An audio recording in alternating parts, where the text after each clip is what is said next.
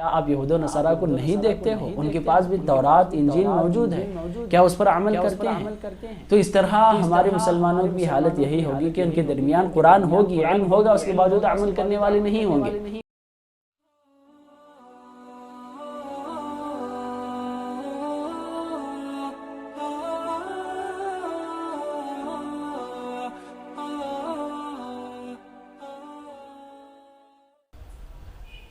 السلام علیکم ورحمۃ اللہ وبرکاتہ۔ الحمدللہ رب العالمین والصلاة والسلام علی رسولہ الکریم، اما بعد فاعوذ باللہ من الشیطان الرجیم، بسم اللہ الرحمن الرحیم۔ ان الساعة لآتیۃ لا ریب فیہا ولکن اکثر الناس لا یؤمنون۔ بے شک قیامت قائم ہونے والی ہے، اس میں کوئی شک نہیں، لیکن اکثر لوگ قیامت پر ایمان نہیں لاتے۔ ایک چارمی علامت اللہ کے رسول صلی اللہ علیہ وسلم نے یہ بیان کی ہے کہ قیامت کے سامنے عمل گھٹ جائے گا، قیامت کے سامنے عمل کم ہو جائے گا، کوئی عمل کرنے والا، عبادت کرنے والا انسان نہیں ہوگا۔ یہی ایک حدیث میں جو کہ ابن ماجہ کی حدیث ہے، صحابہ اکرام اور اللہ کے رسول صلی اللہ علیہ وسلم قیامت کے بارے میں گفتگو کر رہے تھے، اور اللہ کے رسول صلی اللہ علیہ وسلم نے قیامت کے سامنے عمل گھٹ جانے اور لوگوں کی حالت بگڑ جانے کے وقت یہی جملہ کہا تھا، ذاک عند اوان ذهاب العلم، کہ حالت لوگوں کی اس وجہ سے ہو جائے گی، لوگ اس لیے بگڑ جائیں گے، لوگ عمل اور عبادت میں اس وجہ سے کم ہو جائیں گے کہ علم اٹھا لیا جائے گا۔ تو وہاں پر بعض صحابہ تھے جنہوں نے پوچھا اللہ کے رسول، کیف یا رسول اللہ صلی اللہ علیہ وسلم، کہ اللہ کے رسول صلی اللہ علیہ وسلم ہم آپ سے علم حاصل کرتے ہیں اور ہم اپنی اولاد کو علم دیتے ہیں، اور اپنی اولاد ان کے اولاد کو، ان کی نسل کو علم دے گا، اس طرح علم آگے بڑھے گا، کیسے علم ختم ہو جائے گا؟ تو اللہ کے رسول صلی اللہ علیہ وسلم نے صحابہ اکرام کو سمجھایا کہ اولیس هذه اليهود والنصارى يقرؤون التوراة والانجیل لا يعملون بشيء مما فيهما۔ تو اللہ کے رسول صلی اللہ علیہ وسلم نے کہا کہ کیا آپ یہود و نصارہ کو نہیں دیکھتے ہو؟ ان کے پاس بھی تورات انجیل موجود ہے، کیا اس پر عمل کرتے ہیں؟ تو اس طرح ہمارے مسلمانوں کی حالت یہی ہوگی کہ ان کے درمیان قرآن ہوگی، علم ہوگا، اس کے باوجود عمل کرنے والے نہیں ہوں گے، اور علم ہوگا تو کتابوں کے اندر محصور ہو جائے گا، اور علم کوئی حاصل نہیں کرے گا، اور جس کی وجہ سے عمل بھی نہیں کرے گا۔ یہ حالت قیامت کے سامنے ہوگی کہ اللہ کے رسول صلی اللہ علیہ وسلم کی اس پیشین گوئی کے دو الگ الگ نکات ہیں، میں آپ کے سامنے پیش کرنے کی کوشش کروں گا کہ عمل عبادت گھٹ جائے گی، کم ہو جائے گی، قیامت کے قریب یہ حالت ہوگی۔ اگر ہم پہلی امتوں کے بارے میں بات کریں اور اب ہم مسلمان اور اسلام کی بات کریں، تو یہاں پر ایک نقطہ واضح ہوتا ہے کہ اللہ کے رسول صلی اللہ علیہ وسلم نے ایک حدیث میں بیان کیا ہے کہ اللہ تبارک و تعالیٰ نے ساری امتوں کو ایک وقت سب کے سامنے اعلان کیا تھا کہ فجر سے لے کر ظہر تک کون کام کرے گا، میں اس کو ایک قیرات عطا کروں گا، یعنی اس کے لیے ایک خاص مقدار میں اس کو پیسہ دیا جائے گا، یعنی اس کا اجر دیا جائے گا، اس کا بدلہ دیا جائے گا۔ تو اس وقت فجر سے لے کر ظہر تک عمل کرنے کے لیے یہودوں نے آگے بڑھ کر اس چیز کو اپنا لیے اور اس بات کو انہوں نے قبول کر لی، اور اس کے بعد اللہ تعالیٰ نے اعلان کیا کہ ظہر سے لے کر عصر تک کون محنت کرے گا اور ہم اسے ایک قیرات اس کے بدلے میں عطا کریں گے۔ تو نصارہ نے آگے بڑھا اور ظہر سے لے کر عصر تک انہوں نے قبول کر لیا، اور یہاں پر وہ عبادت اور عمل کر رہے تھے۔ اور اس کے بعد اللہ تعالیٰ نے کہا کہ کون عصر سے لے کر مغرب تک کام کرے گا، محنت کرے گا، میں اسے 2 قیرات عطا کروں گا۔ تو اس وقت ہم مسلمان، یہ امت مسلمہ آگے بڑھ کر اس بات کو قبول کر لی تھی، اور اس بات کو اور اس کام کو انہوں نے اٹھا لیا تھا۔ تو یہاں پر فجر سے ظہر اور ظہر سے عصر کا وقت زیادہ ہوتا ہے اور عصر سے مغرب کا وقت کم ہوتا ہے۔ یہ ایک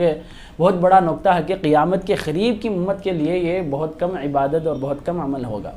اور ایک دوسرا نقطہ جو قیامت کے سامنے کے دنوں میں ہوں گے، یہی حالت ہوگی کہ اس وقت عبادت کرنے والے نہیں ہوں گے، عمل کرنے والے نہیں ہوں گے، مکمل علم جانے کی وجہ سے عبادت کرنے والے بھی گھٹ جائیں گے۔ اگر ہم رسول اللہ صلی اللہ علیہ وسلم کے زمانے سے آج تک کی ہم بات کریں گے، اللہ کے رسول صلی اللہ علیہ وسلم صبح سے تہجد اور اس کے بعد فجر اور فجر کے بعد اشراق کے بعد اللہ کے رسول محنت اور اللہ کے رسول صلی اللہ علیہ وسلم قرآن کی تلاوت ہو یا مریضوں کی عیادت ہو یا دوسروں کا بوجھ اٹھانا ہو یا امر بالمعروف اور نہی عن المنکر کا کام ہو، اس کے بعد فرض نمازیں جو کہ ظہر، عصر، مغرب، عشاء ہیں، اس کے بعد اللہ کے رسول کا خیل اللہ، اس کے بعد عصر اور مغرب میں اللہ کے رسول خاص طور پر دین کی دعوت کو پھیلانا، اور اللہ کے رسول صحابہ کی اصلاح کرنے کے لیے کئی مرتبہ خطبے اور اجتماعات قائم کرنا، اللہ کے رسول صلی اللہ علیہ وسلم کی صبح سے لے کر شام تک کے اذکار، ہر وقت کی دعائیں، قدم قدم پر اللہ کا ذکر، یہ حالت اللہ کے رسول کی تھی کہ 24 گھنٹے عمل کیا کرتے تھے۔ اس کے بعد صحابہ اکرام کا اور تابعین کا زمانہ آتا ہے، یہاں پر الحمدللہ کئی ہمارے صحابہ اکرام اور تابعین ہیں جو پرہیز گزار تھے، جنہوں نے 24 گھنٹے کام اور عبادت کیا کرتے تھے، عمل کیا کرتے تھے، مگر اس کے درمیان اور انہی کے بعد زمانہ آتا ہے جہاں پر کئی نوافل اور کئی اذکار ختم ہو جاتے ہیں، جو فرائض اور سنن نوافل تک باقی رہتے ہیں، اور گھٹتا ہوا زمانہ ہم تک آ پہنچا ہے، یہاں تک کہ ہم فرض ادا کرنا بھی مشکل ہو گیا ہے، نفل کی دور کی بات ہو گئی، اذکار کی دور کی بات ہو گئی، قرآن کی تلاوت کی دور کی بات ہو گئی، آگے بڑھ کر دین کی دعوت پیش کرنا تو دور دور تک ختم ہو گیا، فرض کے لیے بھی ہم پیچھے ہو چکے ہیں۔ یہ حالت ہم مسلمانوں کی ہے، اور اللہ کے رسول صلی اللہ علیہ وسلم نے قیامت کے سامنے کا منظر پیش کیا ہے کہ قیامت کے سامنے اور زیادہ لوگ گھٹ جائیں گے، یہاں تک کہ اللہ کے رسول صلی اللہ علیہ وسلم نے کہا کہ مسجدیں ویران ہو جائیں گی، کوئی مسجد کے لیے آباد کرنے والا، کوئی نماز قائم کرنے والا نہیں ہوگا۔ دنیا کی سب سے بڑی مسجد کعبہ اور مسجد الحرم ہے، یہاں کی حالت اللہ کے رسول صلی اللہ علیہ وسلم نے بیان کر رہے ہیں کہ قیامت کے سامنے کعبے کا طواف کرنے والا کوئی نہیں ہوگا۔ مسجد حرم کی جب یہ حالت ہو جائے تو عام مساجد کی حالت کیا ہو سکتی ہے؟ اس بات کو ہم سوچنا چاہیے، مسلمانوں کو اتنی غفلت میں نہیں رہنا چاہیے کہ ہمارے ہی درمیان قیامت ہو جائے، ہم وہ برے لوگ نہ بنیں کہ قیامت ہم پر قائم ہو۔ اللہ کے رسول صلی اللہ علیہ وسلم کی نصیحت ہمارے لیے ضروری ہے کہ ہم عمل کریں۔ آج ہم اگر معاشرے کی بات کریں گے تو ہمارے درمیان قرآن موجود ہے، قرآن میں ہر طرح کا علم، ہر طرح کا حکم، ہر طرح کے طریقے اللہ تبارک تعالیٰ نے ہم کو سکھایا ہے، صبح سے لے کر شام تک، انسان کی پیدائش سے لے کر موت تک، ہر جگہ پر اللہ تبارک تعالیٰ کون سا کام کس طرح کرنا اور کیسے کرنا اور کیا کچھ اس میں طریقے اور ہیں، اس میں کیا کچھ حدود ہیں، اللہ تبارک و تعالیٰ احکامات بیان کیا ہے۔ کون ہے جو آج عمل کر رہا ہے؟ کون ہے جو سنتوں کا لحاظ، فرائض کا لحاظ؟ سنتیں اور نوافل تو ہمارے لیے اختیاری چیزیں ہیں، فرض ہے جو ہمارے لیے ضروری ہے، اور اسی کے حساب سے ہم جنت اور جہنم کا فیصلہ بھی اللہ تعالیٰ کرے گا۔ تو آج نمازوں کی حالت دیکھ لیں، زکوٰۃ کی حالت دیکھیں، اور پیسہ رکھنے کے بعد حج اور عمرے کی بات دیکھ لیں، اور لوگوں مسلمانوں کو رمضان میں روزوں کی حالت دیکھ لیں۔ یہ کہاں پر ہمارے پاس انصاف ہے کہ میراث کے مسئلے ہیں، نکاح اور طلاق کے مسائل ہیں، مہر کے مسائل ہیں، جہاں پر ہم نے مکمل اس دین کو چھوڑ دیا ہے، عمل کرنا چھوڑ دیا ہے۔ قیامت کی بہت بڑی نشانی ہے کہ عمل گھٹ جائے گا، عبادت کم ہو جائے گی۔ تو اس وجہ سے ہم اپنے آپ کی حفاظت کریں، جہاں تک طاقت رکھتے ہیں،